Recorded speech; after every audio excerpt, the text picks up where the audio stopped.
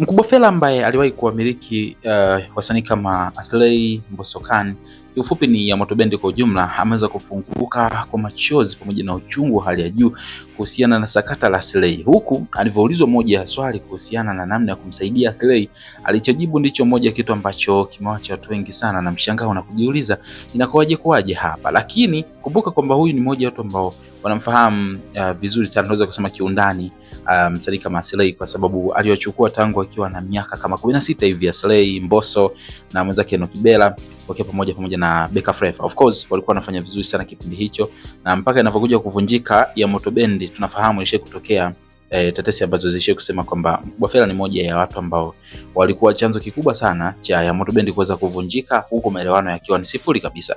Lakini yote kwa yote, baada ya kile ambacho kimeweza kutokea kwa msanii Aslay, ameweza kuja kufanywa interview Mkubwa Fella. Kumbuka hali yake sasa hivi kidogo yuko sawa, lakini hayuko sawa kwa kiasi kikubwa namna hiyo hapo hivi. Akaulizwa kuhusiana na hiki ambacho anakiona kina trend kwenye mitandao ya kijamii, lakini majibu yake ndio ambayo yameshangaza watu wengi zaidi. Tunaweza tu moja kwa moja mwanzo mpaka mwisho hii video kupata kufahamu kweli wote juu ya kile ambacho Mkubwa Fella ameweza kufunguka. Lakini yote kwa yote, naomba nikukumbushe kwamba hapa ndo mahali ambapo tutakuwa nakuletea stories zote exclusive kwa wakati sahihi kabisa. Kwa cha kufanya, tumia sekunde moja kubonyeza neno subscribe hapo chini hii video. Baada ya hapo like video, kisha kwenye sehemu ya maoni utakuja kuniacha comment yako, utakomentisha sana. Mimi naitwa Gabby Official.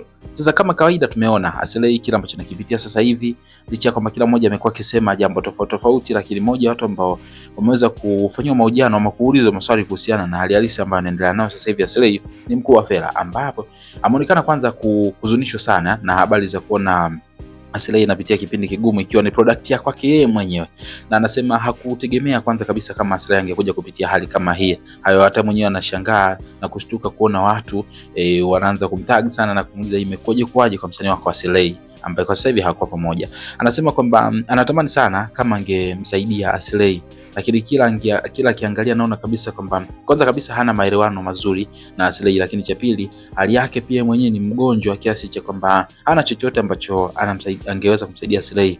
Kwa hiyo anaishia tu kuumia kwa sababu anatamani angepewa huo uwezo wa kumsaidia Aslay kwa sasa hivi, lakini ndio hivyo tena, hali ni ngumu zaidi kwa upande wake. Tuambie maoni yako ni yapi kuhusiana na hiki ambacho Mkubwa Fella ameweza kukisema. Unadhani labda inawezekana kweli akawa hayuko vizuri financially, au ni kwamba hata kama angekuwa na pesa asingeweza kumsaidia Aslay kutokana na kutokuwa na maelewano mazuri kipindi ambacho Aslay aliweza kuondoka pale Yamoto Bendi? Naomba kwenye sehemu ya comment hapo, lakini msisahau kusubscribe kwa ajili ya kupata updates katika video zijazo.